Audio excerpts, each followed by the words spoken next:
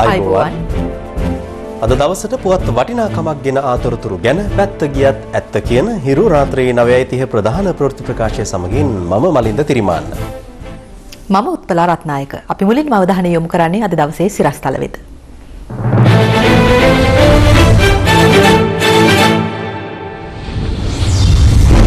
ඇමති පුත් මාලක සිල්වා පහර දීමකින් රෝහලට. උතා පිටක් කළත් ඉවරයි. ඔයගොල්ලෝ මේ පැත්ත කියනවා අනිත් පැත්ත දොරෙන් ගියා. ගෙදර. රතුපස්වල ජනතාව යලි පාරට.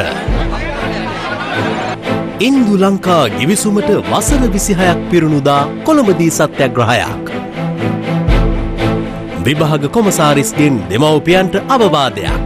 ඊළඟ හොඳට කිරිබත් වල කවලා එනවා. පොඩ්ඩක් කවන්න නෑ. එකතර කිරිබත් කවන්න ඕනේ. පොඩි දරුවන්. ඒක හොඳයි. නමුත් ඒක අපි දන්නවා නිදිමතෙන් නිදි කරන ළමයි. අර අච්චර කොච්චර විභාග කරත් අම්මලාගේ විභාගේ අන්තිමට දරුවන්ට ලියා ගන්න බැරි වෙනවා. අමාත්‍ය මර්වින් සිල්වා මහතාගේ පුත් මාලක සිල්වා මහතාට කිසියම් පිරිසක් අද පස්වරුවේ පහර දී තිබෙනවා. ඒ කොළඹ පුරහල ප්‍රදේශයේ පිහිටි ඔඩෙල් සාප්පු සංකීර්ණයේ රතගාලේදී. පහර දීමෙන් හිසට තුවාල ලැබූ මාලක සිල්වා මහතා කොළඹ පෞද්ගලික රෝහලක හදිසි ප්‍රතිකාර ඒකකයට ඇතුළත් කෙරුණා.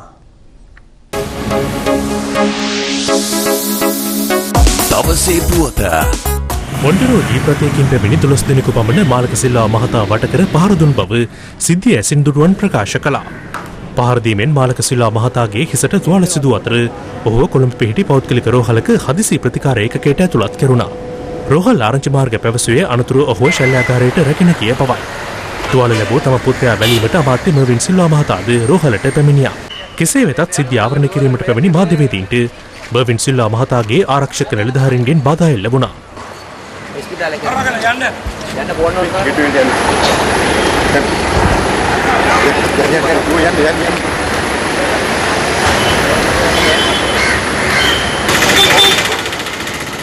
කතා කරලා කිව්වා තාත්තේ නාඳුන කට්ටියක් ඇවිල්ලා මාව ගෙනියන්න නැද්දා. ඊට පස්සේ මම පුරවදුවා මම මේගොල්ලෝ වට කරලා ගැවුවා 12ක් විතර කියලා. පෝචරි යන්න ඕන කේස් එකක් මේක මේ සාමාන්‍ය තත්ත්වෙන් බේරුණා. ඇයි මෙහෙම කරේ? ඒකයි දිනම මට දින අමාරු ඒකයි. උතා පිටක් කළත් ඉවරයි. ඔයගොල්ලෝ මේ පැත්ත කියනවා අනිත් පැත්ත දොරෙන් ගියා. කෙසේ වෙතත් රෝහල් ආරංචි මාර්ගය සඳහන් කළේ පහරකයා මාලක සිල්වා මහතා තවමත් එම පෞද්ගලික රෝහලේ ප්‍රතිකාර ලබන බවයි. මේ අතර මාලක සිල්වා මහතාට පහර දීමේ සිද්ධිය සම්බන්ධයෙන් කොළඹ අපරාධ කොට්ටාශය පරීක්ෂණ ආරම්භ කර තිබෙනවා. ඔඩෙල් පාලනාධිකාරිය සඳහන් කළේ පරීක්ෂණ කණ්ඩායම් පහර දුන් පිරිස හඳුනා ගැනීම සඳහා රථකාලයේ සවිකර තිබූ CCTV දර්ශන පරීක්ෂා කළ බවයි. සිද්ධිය සම්බන්ධයෙන් වැඩිදුරටත් අදහස් දැක්වූ අමාත්‍යවරයා. ජලියෙන් දන්නව නම් මම ඕගොල්ලත් එක්ක මෙච්චර කතා කරන්නේ නැහැ වැඩේට ගිහිල්ලා. මගේ මල්ලි නංගි මස්සින 3 දෙනෙක් මැරුවා. තිස්සමාරාමෙන් දෙද්දි යන තිස්සමාරාමට ඒ මරපු කී දෙනෙක් අද ඉන්නවද කියලා අහන්න. දවසේ පුවත.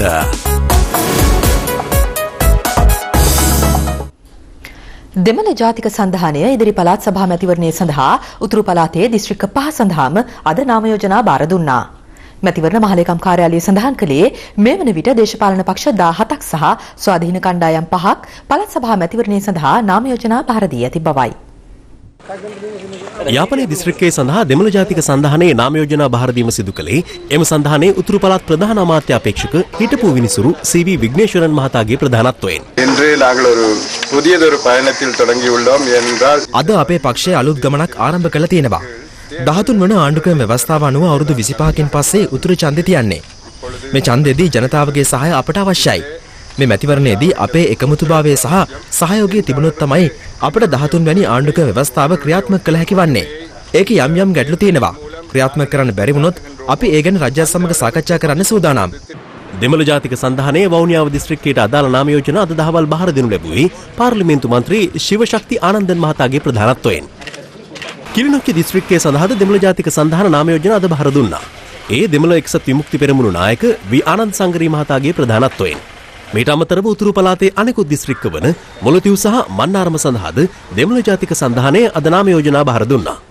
මේ අතර දෙමළ ජාතික සන්ධානයේ නාම යෝජනා ලබා දීමේදී තමන්ට අසාධාරණයක් සිදු ඇති බව පවසමින් පුද්ගලයන් තිදෙනෙකු අද උපවාසයේ නිරත වුණා. ඒ යාපනයේ සෙල්වනායගම් පිළිරුවාසලදී. මේ අතර ජනසෙත පෙරමුණද වයඹ පළාත් සභා මැතිවරණයට අදාළව පුත්තලම සහ කුරුණෑගල දිස්ත්‍රික්කවලට නාම යෝජනා බාර දුන්නා. එම පක්ෂයේ නායක පූජ්‍ය බත්තරමුල්ලේ සීලරතන හිමියන්ගේ ප්‍රධානත්වයෙන්. එක්සත් ජාතික පක්ෂයේ නාම යෝජනා පත්‍ර සඳහා අත්සන් තැබීමද අද සිදු වුණා. ඒ පිටකොට්ටේ පිහිටි සිරිකොත පක්ෂ මූලස්ථානයේදී 30 31 සහ පළවෙනිදා දින 3 ඇතුළත ඒ දිස්ත්‍රික්කවල නාම යෝජනා බාර දීමට එක්සත් ජාතික පක්ෂය බලාපොරොත්තු වෙමින් සිටිනවා. ජනතාවාදී හොඳ කණ්ඩායමක් අපි හැම දිස්ත්‍රික්කයකටම ඉදිරිපත් කරලා තිබෙනවා. නාම යෝජනා බාර දෙනතුරු අපි මහඇමතිවරු කවුද කියලා නම් කරන්න අදහසක් නැහැ. නාම යෝජනා බාර දීමෙන් පසුව අපි ඒ ගැන සලකලා බලනවා. එක්සත් ජනතා නිදහස් සන්ධානයේද මේ මාස 31 වෙනිදා සහ අගෝස්තු මාස 1 වෙනිදා නාම යෝජනා බාර දීමට නියමිත බවයි අමාත්‍ය ඩලස් අලහපෙරුම මහතා හිරු ප්‍රවෘත්ති අංශයට සඳහන් කළේ. ජනතා විමුක්ති පෙරමුණද ඉදිරි පළාත් සභා මැතිවරණය සඳහා නාම යෝජනා අත්සන් තැබීම හෙට දිනේදී සිදු කිරීමට නියමිතයි. නාම යෝජනා පත්‍ර බාර දීම 31 වෙනිදා සහ අගෝස්තු 1 වෙනිදා යන දවස් දෙක තුලදී සිදු කරන්න අපි සූදානම් කරලා තියෙනවා. ඒ වගේම දැනටමත් අපි මේ පළාත් සභා කණ්ඩායම් නායකින් පත් කරලා අවසానයි. උතුර වයම සහ මධ්‍යම පළාත් සභා සඳහා නාම යෝජනා බාර ගැනීම අගෝස්තු මාස 1 වෙනිදා මධ්‍යහන 12න් අවසන් වනවා. ශ්‍රී ලංකා දේශපාලන ඉතිහාසයේ හැරවුම් ලක්ෂයක් වූ ඉන්දු ලංකා ගිවිසුම අත්සන් තබා අදට වසර 26ක් සපිරෙනවා. එම ගිවිසුමේ පළ විපාක එදාසේම අදත් දැඩි ලෙස කතාබහට ලක්වනවා. 1987 වසරේ මුල් කාර්තුවේදී LTT ත්‍රස්තවාදීන් නැගෙනහිර පළාතේ ජනතාවට අමානුෂික ප්‍රහාර එල්ල කළා. ත්‍රස්තවාදීන්ට එරෙහිව දැඩි හමුදාමය ක්‍රියාමාර්ගයක් ගැනීමට එවක ජනාධිපති ජේ.ආර්. ජයවර්ධන මහතා තීරණය කළේ ඉන් අනතුරුවයි. නමුත් ඉන්දියාව ඊට කැමැත්ත පළ කළේ නැහැ. ඉන්දිය මධ්‍යම ආණ්ඩුවේ හා තමිල්නාඩුවේ දැඩි විරෝධය මැද්දේ ශ්‍රී ලංකා හමුදා විමුක්ති මෙහෙයුම නමින් සන්නද්ධ මෙහෙයුමක් ආරම්භ කළා. මෙම ගැටුම් වලින් විපතටපත් ජනතාවට මුහුදු මාර්ගයෙන් ආධාර දීමට ඉන්දියාව සූදානම් වුවත් මෙරට ආණ්ඩුව ඊට එකඟත්වය පළ කළේ නැහැ. නමුත් මෙරට ගුවන් ආක්‍රමණය කරමින් 1987 ජූනි 4 වෙනිදා තම අරමුණ ඉටු කර ගැනීමට ඉන්දියා අග්‍රාමාත්‍ය රජීව් ගාන්ධි තීරණය කළා. ඉන්දිය ගුවන් යානා යොදා ගනිමින් යාපනයේ අර්ධද්වීපයේ තැන තැන ආහාර හෙළනු ලැබුවේ ඒ අනුවයි. මෙම බලපෑම මත ඉන්දියාව සමග එකඟතාවකට යොමු වීමට ජේ.ආර්. ජයවර්ධන ජනාධිපතිවරයා තීරණය කළා. 1987 ජූලි 29 වෙනිදා ඓතිහාසික ඉන්දු ලංකා ගිවිසුම අත්සන් තැබුණේ ඒ අනුවයි. රට පුරා ඇඳිරි නීතිය පනවා අත්සන් තැබූ මෙම ගිවිසුම ඇතැමුන් එවක හැඳින්වූයේ රටේ මාරයා ලෙසයි.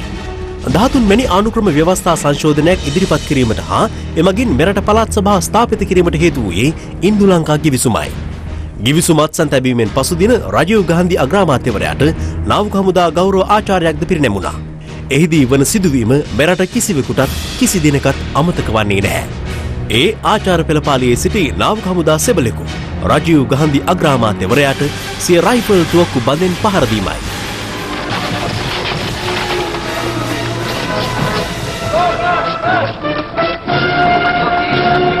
කොටි පරාජය කරන්න තිබිච්ච අවසාන මොහොතේ මේ කරපු අපරාධය ගැන මගේ ලොකු කලකිරීමක් තිබ්බා හිතේ. මට පුළුවන් දේ මම කරනවා රජීව් ගාන්ධිට විරුද්ධව කියලා හිතාගත්තා. ඒ අනුව සමස්ත ජනතාවගේ විරෝධය මම ඉස්මතු කරලා පෙන්නනවා කියලා එහෙමයි තීරණය කරේ. ඉතින් මට පුළුවන් හැටියට මං එදා ඒ දේ කරලා සිරපත් කෑවේ මේ රට වෙනුවෙන්. මෙම අනපේක්ෂිත සිදුවීම එම ස්ථානයේදී සටහන් කර ගැනීමට සමත් වන්නේ එක් ඡායාරූප ශිල්පියෙකු පමණයි. ඒ ප්‍රවීණ ඡායාරූප ශිල්පී සේන විදානගමගේ මහතායි. මම හිතුවා මෙයා ක්ලාන්ත වෙලා වැටෙන්න යනවා කියලා. මම එකපාරට කැමරාව උඩට උසලා මම ફોකස් කරා. ફોකස් කරනකොටම මට පේනවා මෙයා රයිෆල් බට් එක උස්සලා ගන්න අරගෙන ගහන්න යනවා. මම ඒ වෙලෙම මේ ෂොට් එක ගත්තා. ඒ දවස්වල තිබ්බ සිටුේෂන් එක නේද ප්‍රශ්න වලට මුහුණ දෙන්න සිද්ධ වුණා ඔය ෆිල්ම් ආරක්ෂා කර ගැනීම. මෙරට දේශපාලනයේ ආන්දෝලනාත්මක සිදුවීම් රසකට මුල් වූ ඉන්දු ලංකා ගිවිසුම අදට කොතරම් ගැලපේද? ගිවිසුමක් රාජ්‍යන් දෙකක් අතර ඇති වුණොත් ඒ ගිවිසුම අවලං කරන්න ඒ රාජ්‍යන් සියල්ලම නැවත මැදිහත් විය යුතුයි. එක රටකට ඒකපාර්ශ්විකව ඒක අවලං කරන්න බෑ. ඉන්දු ලංකා ගිවිසුම ඉන්දියානු ආණ්ඩුවේ බලහත්කාරයෙන් ඇති වූ බව ඇත්ත. හැබැයි මේ රටේ දෙමළ ජනතාවගේ ඉල්ලීම උඩ තමයි මේ මැදිහත් වීම සිදු වෙන්නේ. ඒ නිසා අපිට ඉන්දු ලංකා ගිවිසුම හරහා ඉන්දියාව ලංකාවට 1987 කරු මැදිහත් වීම හුදු ඉන්දියානු අධිපතිවාදය කියලාම සලකන්නත් බෑ. මේ අතර ඉන්දු ලංකා ගිවිසුමට විරෝධය පළ කරමින් සහ එමගින් ඇති කළ පළාත් සභා ක්‍රමය අහෝසි කරන ලෙස බල කරමින් ජාතික සංවිධාන එකමුතුව අද පෙරවරුවේ ඉන්දිය මහ කොමසාරිස් කාර්යාලයේ ඉදිරිපිට සත්‍යාග්‍රහයක නිරත වුණා. මහ කොමසාරිස් කාර්යාලයේ ඉදිරිපිටට රැස් වූ විරෝධතාකරුවන් පසුව පැයකට ආසන්න කාලයක් කොළඹ සිට කොල්ලුපිටිය දෙසට දෙවන මාර්ගය අවහිර කරමින් විරෝධතාව පළ කළා. අපි ඉන්දියාවට කියන්නේ අපට බලපෑම් කරන්න එපා. 13 වෙනි ව්‍යවස්ථා සංශෝධනය අපට හිතකරද නැද්ද කියන බව ඉන්දියාව නෙවෙයි දන්නේ අපි. මේ 13 වෙනි ව්‍යවස්ථා සංශෝධනය පළාත් සභා ක්‍රමය අපට මහ බරක්. මේ රට බෙදෙන වැඩක්. වාමාංශිකයින්ට අපි කියනවා ඉන්දියාවට උඩගෙඩින් නැතුව මේ රට ගැන හිතලා දේශ ප්‍රේමිතෙන් ඉදිරිපත් වෙන්න කියලා. ඉදිරි පළාත් සභා මැතිවරණයෙන් පසු ආණ්ඩුව භාණ්ඩ සහ සේවා මිල යලි ඉහළ දමන බව එක්සත් ජාතික පක්ෂ මාධ්‍ය ප්‍රකාශක පාර්ලිමේන්තු මන්ත්‍රී ගයන්ත කරුණාතිලක මහතා පවසනවා. ඔහු මේ බව සඳහන් කළේ කොළඹ අද පැවති මාධ්‍ය හමුවකට එක් වෙමින්. ඡන්දේ ඉවර වුණු ගමන් බස් ගාස්තු වැඩි වෙනවා. ඉන්ධන මිල යලිත් වැඩි වීමේ අවධානමක් හොඳටම පේන්න තිබෙනවා. ගෑස් මිල වැඩි වෙනවා. කිරිපිටි මිල වැඩි වෙනවා. එහෙම වැඩි වුණාට පස්සේ ලුණු කැටේ ඉඳලා ආදාහනාගාරය දක්වා සියලුම සකල විද භාණ්ඩ හා සේවා මිල ගණන් වැඩි වෙනවා කියන එක ඡන්දේ දෙන්න ඉන්න උදවියත් හොඳට දැනගෙන ඡන්ද පොරට යා යුතුයි කියලා අපි ආයෙත් මතක් කරනවා. උතුරට 13 යටතේම ඡන්දේ තිබ්බොත් පොලිස් බලතලයි ඉඩම් බලතලයි අරගෙන ණයෙක් එතන බිහි වෙන හැටි ඒගොල්ලෝ විග්‍රහ කරා. ආණ්ඩුවේ උමනාවට විටින් විට නැටවෙන විමල් වීරවංශ කියන විදියට දැන් මේ තරම් විශාල වියදමක් දරලා එක එක්කෙනා කුලල් කාගෙන ඇති කරගන්න යන්නේ ගැරන්ටි පළාත් සභා විමල් වීරවංශ කියන විදියට. හාව හඳ දකිනවා වගේ ඉඳලා හිටලා දකින ජාතික සංවිධායකතුමා කවුද? ඒ කවුද කියලා දැනගනිමු. රට වට කර බැන්දත් කට වට කර බඳින්න බැරි වැට නැති කටෙන්.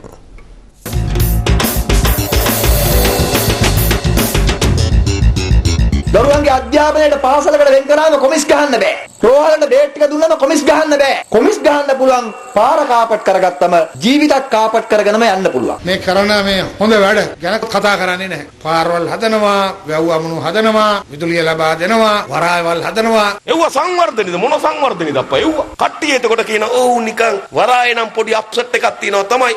හැබැයි මත්තල ගුවන්තොට පොළ টොප් කියන. අපිට ගොඩාක් විවේචන එනවා මේ හම්බන්තොට සිද්ධ වෙන සම්වර්ධනය පිළිබඳව. දැන් නම් ටිකක් අඩු වේවි. දයාසිරි මන්ත්‍රීතුමත් දැන් අපේ පැත්තට ආවා. අලි නැත්තම් මේ ආණ්ඩුවට පැවැත්මක් නැහැ. ඒ අලි මේ අලි කොයි අලි නැතත් මේ සැරේ එක්සත් ජාතික පක්ෂයේ අලිය තමයි වයඹ පළාත් සභාවේ මහ ඇමතිකම ගන්න. මේ මැතිවරණය ගැන අබමල් රේණුවක් දශමයක සැකයිතන්න ඕනේ නැහැ. හෙටයිර පායනක ස්ථිර නම් මේ පළාත් සභා සියල්ලම ජයග්‍රහණය ස්ථිරයි. ආණ්ඩුවට ඔයතරම් ලොකු හයියක් තියනවා කියනවනම් මොකටද මේ සල්ලි දීලා UNP മന്ത്രിවරු ගන්න? ඇයි මේ සල්ලි වලට ගන්න? ආණ්ඩුව බංකොලොත්. මේ වගේ අමන කතා කියන්නේ ඔය කීප දෙනෙක්. මං කියන්න කැමතියි දයාගමගේ මහත්තයා කෘත්‍යාධිකාරී මණ්ඩලයේ ජාතික සංවිධායකකම ගන්නකොටත් කට්ටියට සල්ලි දුන්නා. ඉතින් මම දයාසිරි මන්ත්‍රීතුමාට කියනවා ඕනම මාධ්‍යයක කතිකාවක් කරන්න ඉන්නේ කියලා ඉවර වෙලා එතුමා මොනවද කරලා තියෙන්නේ? එතුමා පක්ෂයට මොනවද කරලා තියෙන්නේ? එතුමාගෙන් අහන තමුන්නාසේ ජාතික සංවිධායකයෙක් මොනවද කරලා තියෙන එක රටට කියන්නේ? මාස 3කට සැරයක් කියනවා වචනයක්වත් කතා කරන්නේ නැහැ. ගුළුව වගේ නැගිටලා යනවා. හාව හඳ දකින්න මාසකට සැරයක්වත්. නමුත් දයාගමගේ මහත්තයා හොයාගන්නේ නැහැ.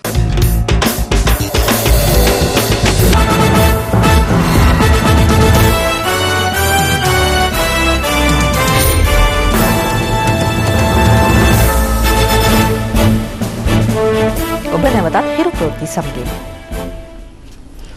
වැලිවේරිය රතුපස්වල ප්‍රදේශයේ පානීය ජල ගැටලුවක් මුල් කරගනිමින් රතුපස්වල සම්බුද්ධ ජයන්ති විහාරයේ විහාරාධිපති පූජ්‍ය තෙරිපැහැ සිරිධම්ම හිමියන් අඛණ්ඩ උපවාසයක් ආරම්භ කිරීමට තීරණය කර තිබෙනවා. ඒ නැදුන්ගමුවේ පිහිටි අදාළ පානීය ජල ගැටලුවට හේතු වූ කර්මාන්ත ශාලාව ඉදිරිපිටයි. වැලිවේරිය ප්‍රදේශයේ ගම්මාන 10ක පමණ ජනතාව අද උදෑසන රතුපස්වල මහජන ක්‍රීඩාංගණයට පැමිණ සිටියේ පානීය ජල ගැටලුවට හේතු වූ කර්මාන්ත ශාලාවට විරෝධය පළ කරමින්. ජනතාව එහිදී චෝදනා කළේ අදාළ ආයතනය නිසා මේ විට තම ප්‍රදේශයේ ලිං ජලය පානීය කිරීමට නොහැකි තත්ත්වයක් උදා වී ඇති බවයි. අද පස්වරුවේ අදාළ ජල ගැටලුව පිළිබඳව සොයා බැලීමට ගම්පහ දිස්ත්‍රික් ලේකම් කාර්යාලයේදී විශේෂ සාකච්ඡාවක් පැවැත්වුණා. ඒ ගම්පහ දිස්ත්‍රික් ලේකම්වරයාගේ ප්‍රධානත්වයෙන් ඒ අවස්ථාවට විවිධ ආයතන නියෝජනය කරමින් නිලධාරීන්ට එක්ව සිටියා. නිලධාරීන් අතර පැවැත් වූ සාකච්ඡාවෙන් අනතුරුව ඔවුන් ප්‍රදේශවාසීන් සමගද සාකච්ඡාවක නිරත වුණා. කෙසේ වෙතත් ජනතාවගේ ඉල්ලීම වූයේ ජල ගැටලුවට මුල් වූ කර්මාන්ත ශාලාව වසා දැමිය යුතු බවයි. අදාළ සාකච්ඡාව අවසානයේ නියෝජ්‍ය අමාත්‍ය ලසන්ත අලගියවන්න මහතා ප්‍රකාශ කළේ සියලු ආයතන එක් වී සති දෙකක් ඇතුළත ජල ගැටලුව සම්බන්ධයෙන් පරීක්ෂණ වාර්තාවක් සකස් කිරීමට තීරණය කළ බවයි. කෙසේ වෙතත් ජනතාව එම සාකච්ඡාව අවසානයේ පිටත්ව ගියේ අදාළ ජල ගැටලුවට හේතු වූ ආයතනයට විරෝධය පළ කරමින්. අධ්‍යයන පොදු සහතික පත්‍ර උසස් පෙළ විභාගයේ ප්‍රවේශ පත්‍ර නියමිත කාලය තුළ සිසුන්ට ලබා නොදුන් විදුහල්පතිවරුන්ට එරෙහිව නීතිමය ක්‍රියාමාර්ග ගැනීමට සිදුවන බව විභාග කොමසාරිස් ජෙනරාල් WMNJ පුෂ්පකුමාර මහතා පවසනවා. ඔහු මේ අදහස් පළ කළේ අද විභාග දෙපාර්තමේන්තුවේ පැවති ප්‍රවෘත්ති සාකච්ඡාවකදී. මෙම ප්‍රවෘත්ති සාකච්ඡාවේදී විභාග කොමසාරිස්වරයා අධ්‍යයන පොදු සහතික පත්‍ර උසස් පෙළ විභාගය පිළිබඳව අදහස් පළ කළා. ජූලි 30 මධ්‍යම රාත්‍රියේ සිට අගෝස්තු 31 වෙනිදා දක්වා මේ විභාග අපේක්ෂකයන් සඳහා උපකාරී පන්ති පැවැත්වීම, පන්ති මෙහෙයවීම, විෂානුබද්ධ දේශන සහ වැඩමුළු, අනුමාන ප්‍රශ්න පත්‍ර ඇතුළත් ප්‍රශ්න පත්‍ර මුද්‍රණය කිරීම, බෙදා හැරීම, පෝස්ටර්, බැනර්, අත්පත්‍රිකා ආදී ප්‍රසිද්ධ කිරීම සම්පූර්ණයෙන් තහනම් කරලා තියෙනවා. ඒ නිසා ඉදිරියේදී අනිවාර්යෙන් නීති අනුකූල ක්‍රියාමාර්ග මීට විරුද්ධව විදුහල්පතිතුමන්ට ගන්න අවශ්‍ය වෙනවා. මට මතකයි ගිය වාර දෙමළ දමිළ පිළිතුරු පත්‍රයක අමුල්ල ඇවල තියෙන රුපියල් 15000. ඒක අපි රජයෙන් උඩ බැර කරා. ඒ නිසා ඒක වැරදි. ඊළඟට ඔය කොච්චර දුක් ගැනවිලි උත්තර පත්‍ර ලිව්වත් වැඩක් වෙන්නේ නැහැ. මේ අතර පහවසර ශිෂ්‍යත්ව විභාගය පිළිබඳවද විභාග කොමසාරිස්වරයා අදහස් පළ කළා. අපි මේකට කියන්නේ අම්මලාගේ විභාගය කියලා මේ විභාග දෙපාර්තමේන්තුව. මොකද අම්මා තමයි පන්ති යන්නේ ඔක්කොම කරන්නේ අම්මනේ. ඊළඟට හොඳට කිරිබත් වේලා කවලා එනවා. පොඩ්ඩක් කවන්න නැහැ. එකතර කිරිබත් කවන්න ඕනේ පොඩි දරුවන්. මේක හොඳයි. නමුත් ඒක අපි දන්නවා නිදිමතෙන් නිදි කරනවා ළමයි. අර අච්චර කොච්චර විභාග කරත් අම්මලාගේ විභාගය අන්තිමට දරුවන්ට ලියා ගන්න බැරි වෙනවා. මොරටුව නගරාධිපති සමන්ලාල් ප්‍රනාන්දු මහතා ඇතුළු 5 දෙනෙකු රුපියල් 50,000 බැගින් වූ ශරීරය අපමත මුදාහරින ලෙස මොරටුව මහේස්ත්‍රාත්වරයා අද නියෝග කළා. ඒ මොරටුව වේල්ස් කුමර විදුහලේ නව විදුහල්පතිවරයාට වැඩබහර ගැනීම සඳහා යෑමට ඉඩ නොදී අයුතු ජනරාශියක සමාජිකයන් වී ක්‍රියා කිරීමේ චෝදනාව මතයි. කෙසේ වෙතත් මහේස්ත්‍රාත්වරයා විද්‍යාලයේ වැඩබලන විදුහල්පතිනි සුභාෂිනී කපුරුපක්ෂ මහත්මිය නිදොස් කොට නිදහස් කිරීමට තීරණය කළා. අද මෙම නඩුව කැඳවුණේ මොරටුව මහේස්ත්‍රාත් W වරවින්ද පෙරේරා මහතා ඉදිරියේ. එහිදී මොරටුව නගරාධිපති සමන්ලාල් ප්‍රනාන්දු මහතා ඇතුළු 6 දෙනෙකු අධිකරණයේ හමුවේ පෙනී සිටියේ ඊයේ මොරටුව මහේස්ත්‍රාත් අධිකරණය නිකුත් කළ නොතීසිය අනුවයි. මෙලෙස නොතීසිය නිකුත් කෙරුණේ වේල්ස් කුමර විද්‍යාලයට පත් වූ නව විදුහල්පතිවරයාට වැඩ බාර ගැනීමට ඉඩ නොදෙමින් පසුගිය 26 වෙනිදා සිදු කළ උද්ඝෝෂණයක් හේතුවෙන්. විද්‍යාලයේ වැඩබලන විදුහල්පතිනිය නඩුවෙන් මුදාහල මහේස්ත්‍රාත්වරයා සිසුන් උද්ඝෝෂණවලට පෙළඹවීමේ ක්‍රියාවලට ඉඩ නොදී පාසලේ විනය රැකීමට අවවාද කළා. කෙසේ වෙතත් සිසු සැකකරුවන් 5 දෙනා රුපියල් 50,000 බැගින් වූ ශරීරය අපමත මුදාහල මහේස්ත්‍රාත්වරයා ඔවුන්ට අවවාද කළේ නව විදුහල්පතිවරයාට වැඩ බාර ගැනීමට නීතිමය අවසරයක් ඇති බැවින් සාමය කඩවන කිසිදු ක්‍රියාවක් නොකරන ලෙසයි. සැකකරුවන් පාසල ඉදිරිපිට සිදු කර තිබෙන අවහිර ඉවත් කිරීමට අවසර දෙන්නේ පොලිසිය අධිකරණයෙන් ඉල්ලා සිටියා. එම ඉල්ලීම ප්‍රතික්ෂේප කළ මහේස්ත්‍රාත්වරයා පැවසුවේ එය ඉවත් කිරීමේ බලය පොලිසියට ඇති බවයි.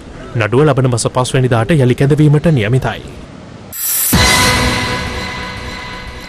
දූදරුවන් මාපිය සෙනෙහස සහ බැඳීම් ඈත් කරවන දේ උලුප්පා දැක්වීමෙන් වළකින්නයි ජනාධිපති මහින්ද රාජපක්ෂ මහතා සියලුම මාධ්‍යවේදීන් ඉල්ලා සිටිනවා.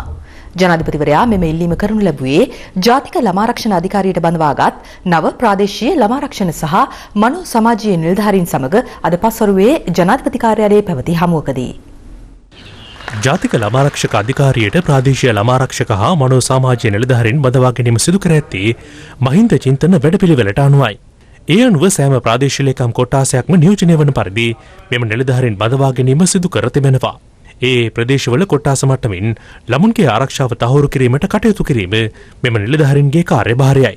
ඔබ මේ දරුවන් වෙනුවෙන් තමයි අද සේවයට බැඳිලා තියෙන්නේ, දරුවෝ වෙනුවෙන් සේවය කරන්න ඔබ අමාත්‍යාංශය. ඒකදා ඔබට වගකීමක් තියෙනවා මේ හැම දරුවෙක් වෙනුවෙන්ම තමන්ගේ දරුවෙක් විදියට කල්පනා කරලා කටයුතු කරන්න. දැන් තවත් දේශීය පොත් කිහිපයක් සමගින් රටවටා හිරු. රටවටා හිරු. පාර්ලිමේන්තු මන්ත්‍රී ආර් දුමින්ද සිල්වා මහතා අංගොඩ හන්දියේ පරණ අවිසාවේල්ල පාරේ ඉදිකරමින් පවතින පාලම පරීක්ෂා කර බැලීමට අද පෙරවරුවේ එහි ගියා. අනතුරුව මන්ත්‍රීවරයා රම්සාන් මාසය තුල දිලිඳු පවුල්වලට බෙදා දීම සඳහා සරස්වත්ත ජාත්‍යන්තර පාසලේ සියුවැනිවරටත් සංවිධානය කළ වියලි ආහාර ප්‍රදානය කිරීමකටද එක් වුණා. ආරක්ෂක මාණ්ඩලික ප්‍රධානී එයා චීෆ් මාර්ෂල් රොෂාන් ගුණතිලක මහතා මාණ්ඩලික තනතුරේ නිවත් යාම සනිටුහන් කරමින් අද පෙරවරුවේ ආරක්ෂක ලේකම් ගෝඨාභය රාජපක්ෂ මහතා මුණ ගැසුණා. හිටපු අගවිනිසුරු ආචාර්ය ශිරාණී බණ්ඩාරනායක මහත්මියට එරෙහිව අල්ලසෝ දූෂණ විමර්ශන කොමිෂන් සභාව කොළඹ ප්‍රධාන මහේස්ත්‍රාත් අධිකරණයේ අද නඩු 3ක් ගොනු කළා. ඒ වත්කම් හා බැරකම් ප්‍රකාශ කිරීමේ පනත යටතේ සිය වත්කම් හෙළි නොකළ බවට චෝදනා 6ක් යටතේයි. අනුරාධපුර ඇලයාපත්තුව වන සංරක්ෂණ නිලධාරීවරයෙකු සමග සිදු වූ ආරවුලක් අතරතුර වෙඩිතැපීමකින් මිය ගිය ඉහළ පුලියන් කුළුමේ පදිංචි රංජිත් කුමාරගේ අවසන් කටයුතු අද සිදු කළා. ඔහුගේ ඥාතීන් දේහය රැගෙන වන සංරක්ෂණ නිලධාරී කාර්යාලයේ වෙත යාමට දැරූ උත්සාහය වැළැක්වීමට පොලිසිය කටයුතු කළා. වනාලි ගැටලුවට විසඳුම් ඉල්ලා ගල්ගමුව උස්කල හා සීමලන්ගමුව ගම්වාසීන් අද උද්ඝෝෂණයක නිරත වුණා. මේ හේතුවෙන් පාදනී අනුරාධපුර ප්‍රධාන මාර්ගය පැය 4ක් පමණ අවහිර වුණා. අන්තර්ජාලය ඔස්සේ සතුන් වෙළඳාමෙන් නිරත වූ පුද්ගලයෙකු කිරුළපන ප්‍රදේශයේදී වනජීවී දෙපාර්තමේන්තුවේ නිලධාරීන් අත්අඩංගුවට ගෙන ඇති අතර එහිදී සත්ව විශේෂ 4ක් දෙම නිලධාරීන් බහරයට ගෙන තිබෙනවා.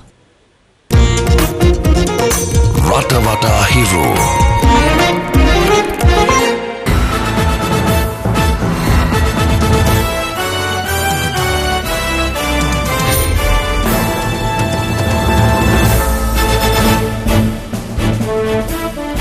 ඉරාකයේ සිදු වූ බෝම්බ පිපිරීම් 17කින් පුද්ගලයන් 60 දෙනෙකු ජීවිතක්ෂයට පත්ව තවත් 200කට අධික පිරිසක් තුවාල ලැබුවා.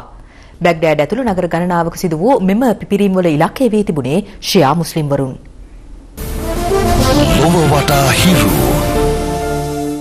බෝම්බ සංගවා තිබූ වාහන නවතා ඇත්තේ ජනාකීර්ණ කඩසාප්පු සහ වීදි ඇසලයි. බැග්ඩෑඩේ දකුණු ප්‍රදේශයේත් කූට්, මහමුදියා, සමාවා, ගබීබියා ආදී ෂියා මුස්ලිම් වරුන් ජීවත් වුණු ප්‍රදේශ මෙම බෝම්බ ප්‍රහාරවල ඉලක්ක වී තිබෙනවා. මේ අතර සුන්නි ජනකොටස් ප්‍රකාශ කරන්නේ ෂියා මුස්ලිම් වරුන් පත් කර ගන්නා ලද අග්‍රාමාත්‍ය නූරි මල්කි සුන්නි ජනතාව නොවැදගත් ලෙස සලකන බවයි. මේ වසර තුල පමණක් ඉරාකයේ ගැටුම් වලින් පුද්ගලයන් 4000ක් පමණ ජීවිතක්ෂයට පත්ව තිබෙනවා.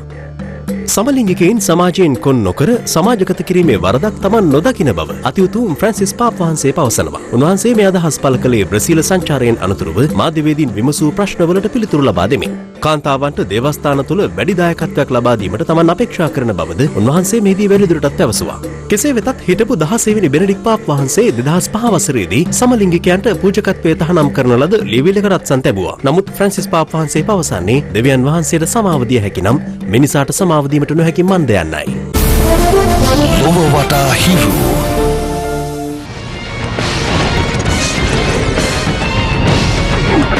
හිරු ස්පෝර්ට්ස් කෝනර්.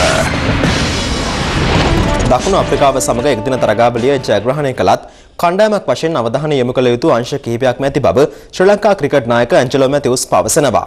ඔහු මේ අදහස් පළ කළේ ඊයේ තරගයෙන් අනතුරුව පල්ලිකලේ පැවති මාධ්‍ය හමුවකදී. Proteas in Sri Lanka. ඊයේ තරගයේ පළමුව පන්දුට පහර දුන් දකුණු අප්‍රිකානු කණ්ඩායම පන්දු වාර 48යි පන්දු 4කදී සියල්ලන් දෙවි ලකුණු 238ක් රැස් කළා. ඔවුන් වැඩි ලකුණු සංඛ්‍යාවක් කරා යන ලකුණු පෙන්눔 කළත් ශ්‍රී ලංකා දඟපන්දු යවන්නන් ඔවුන්ගේ එම බලාපොරොත්තුව සුණු විසුණු කළා. පළමු පන්දු වාර 25 තුලදී දකුණු අප්‍රිකානු පිතිකරුවන් ලකුණු 127ක් රැස් කළත් දෙවන පන්දු වාර 25 තුලදී ඔවුන්ට ලබා ගැනීමට හැකි වුණේ ලකුණු 111ක් පමණයි. දකුණු අප්‍රිකානු කණ්ඩායමේ පළමු පන්දු වාර 25 තුලදී කණ්ඩායමක් වශයෙන් Taman අසාර්ථක වූ බවයි ශ්‍රී ලංකා ක්‍රිකට් නායක ඇන්ජලෝ මැතිව්ස් පවසන්නේ. පන්දු රැකීම බැලුවොත් පළවෙනි ඕවර් 25 වගේ හොඳ මට්ටමක තිබුණේ නැහැ. නමුත් ඊට පස්සේ අපි පන්දු රැකීම සෑහෙන හොඳ මට්ටමකට ගෙනාවා අන්තිම ඕවර් 25 දී. ඊයේ තරගයේදී ශ්‍රී ලංකා ඉනිම ආරම්භ කළේ මහේල සමගින් දිලිෂාන්. මේ සඳහා සුවිශේෂී හේතුවක් තිබූ බව මෙම මාධ්‍ය හමුවේදී මැතිව්ස් පැවසුවා. ඔවුන්ව සර්ප්‍රයිස් කරවන්න තමයි ඒක කරේ. ලකුණු 239ක් තමයි හඹාගේ අපිට හොඳ ආරම්භයක් ආවොත් මැද පෙළ පිතිකරුවන්ට ලේසි වෙනවා. අපේ ඉලක්කය වෙලා තිබ්බේ ඔවුන්ට විකට් ලබා නොදී ප්‍රෙෂර් එක ඔවුන්ගේ පැත්තට හරවන්න. අපි ඒකයි මහේල ජයවර්ධන යොදාගත්තේ. ඊයේ තරගයේ වීරයා ලෙසින් ටීම් ඩිලිෂාන් සම්මාන දිනාගත්තා. ඔහු පන්දු 130කදී නොදිවි ලකුණු 115ක් රැස් කළේ 4 පහර 16ක්ද සමගින්. දිලිෂාන් ඊයේ තරගයේදී රැස් කළේ 117 වන එක්දින ශතකය. එක්දින තරග නීති වෙනස් වීම සිය ප්‍රතිකරණයට පහසුවක් වන බව ටීම් ඩිලිෂාන් ඊයේ පැවති මාධ්‍ය හමුවේදී පැවසුවා.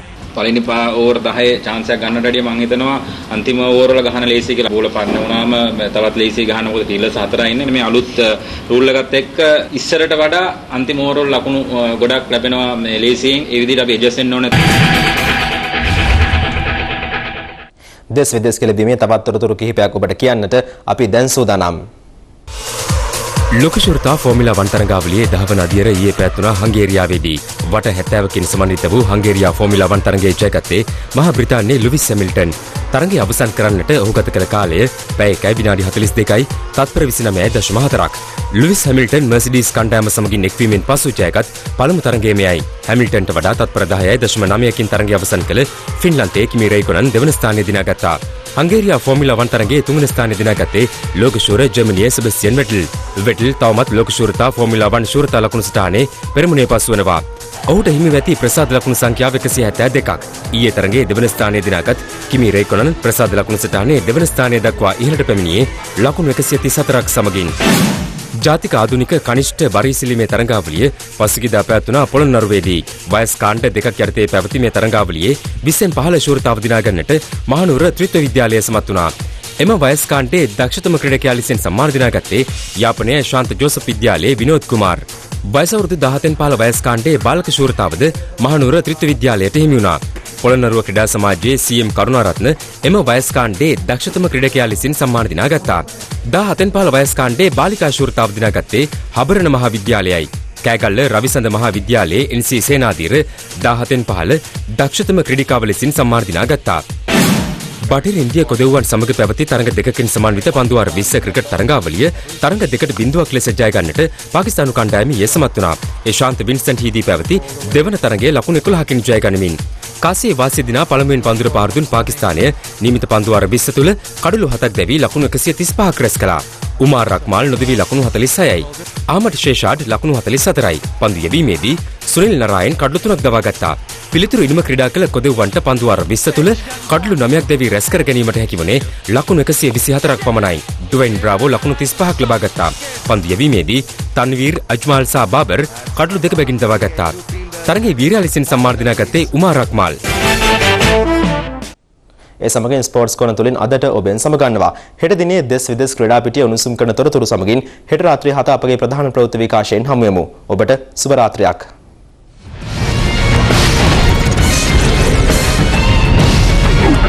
Hero Sports Corner. ඉදිරි පැය 24 සඳහා වන කාලගුණ නාවකයේ දැන් දිවිනී මධ්‍යම සබරකමුව බස්නාහිර සහ දකුණු පළාත්වලට ස්වල්ප වශයෙන් වැසී ඇති හැකි බව කාලගුණ විද්‍යා දෙපාර්තමේන්තුව නිවේදනය කරනවා. එහි දැක්වෙන්නේ අපරභාගයේදී හෝ සන්ධ්‍යා කාලයේදී නැගෙනහිර උතුරු මැද සහ ඌව පළාත්වලට තැනින් තැන ගිගුරුම් සහිත වැසි අපේක්ෂා කළ හැකි බවයි. මධ්‍යම කඳුකරේ බටහිර බෑවුම්වල නිරිත දෙසින් හමන තද සුළං ඇති විය හැකියි. පුත්තලම සිට ගාල්ල හරහා හම්බන්තොට දක්වා වන වෙරළට ඔබ්බෙන් වන මුහුදු ප්‍රදේශවල තැනින් තැන වැසි ඇති විය හැකියි. හම්බන්තොට සිට පොතුවිල් දක්වා මුහුදු ප්‍රදේශවල සුළඟේ වේගය පැයට කිලෝමීටර 60 දක්වා වැඩි විය හැකි බැවින් මුහුද රළු ස්වභාවයක් ගනු ඇති බව කාලගුණ අනාවැකියේ සඳහන්. මේ වෙද චැනල් සේවාව ශ්‍රී ලංකාවට අදාළව ඉදිරි පැය 24 වෙනුවෙන් පළ කර ඇති කාලගුණ අනාවැකියයි. මේ හිරු ටීවී නාලිකාව ඊයේ දිනේ ලබා දුන් කාලගුණ අනාවැකියේ සංසන්දනයයි.